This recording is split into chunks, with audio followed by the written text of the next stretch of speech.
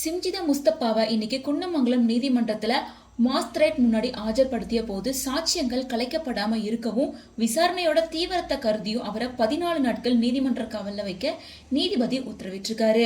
உயிரிழந்த சேல்ஸ் மேனேஜரோட செல்போன்ல chatting and call recording, கால் லாக்ஸ் இது எல்லாமே சிம்ஜிதாக்கு எதிராக வலுவான முதல் கட்ட ஆதாரமா இருக்கு. அது மட்டும் இல்லாம சிம்ஜிதா பகிர்ந்த வீடியோ எடிட் செய்யப்பட்டது அப்படின்னு முதல் கட்ட ஆய்வுல தெரிய வந்திருக்கு. சிம்ஜிதாவோட போன்ல அளிக்கப்பட்ட மெசேஜா மறுபடியும் ரெக்கவர் பண்றதுக்கும் விரிவான விசாரணை நடத்தவும் அவரை போலீஸ் காவல்ல எடுக்கணும் அப்படின்னு சொல்லி நாளைக்கு மனு தாக்கல் செய்ய இருக்காங்க. மேலும் பஸ்ல டிராவல் பண்ணும்போது தீபக் தாங்கிட்ட தவற நடந்துகிட்டதாகவும் ஒரு பொண்ணா தன்னோட பாதுகாப்பை உறுதி செய்யறதுக்கும் மற்ற பெண்களுக்கு விழிப்புணர்வு ஏற்படுத்தவே அந்த வீடியோவை வெளியிட்டதா சிம்ஜிதா தரப்புல இருந்து சொல்லப்படுது.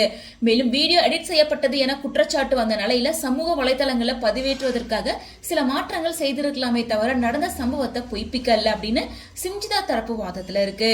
மேலும் பொதுமக்கள் மன அழுத்தம் மற்றும் அரசியல் காரணங்களுக்காக போலீஸ் இந்த வழக்கை இவ்வளவு தீவிரமா முன்னெடுக்கிறதாகவும் சிம்ஜிதாவுக்கு ஜாமீன் வழங்கப்பட வேண்டும் அப்படின்னு சிம்ஜிதாவோட வழக்கறிஞர் கோரிக்கை வச்சிருக்காரு.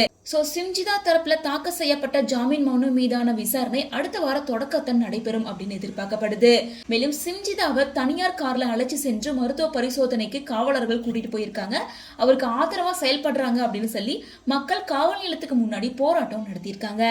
இந்த வழக்குல தீபக் அப்படின்ற இளைஞரோட குடும்பம் மற்றும் பேருந்து ஊழியர்கள் இவங்க எல்லாரும் அளிச்ச ஆதாரங்களோட அடிப்படையில வச்சு பார்க்கும்போது எல்லாமே சிம்ஜிதாக்கு எதிரா இருக்கு அப்படிங்கிற மாதிரி தான் சொல்லப்படுது.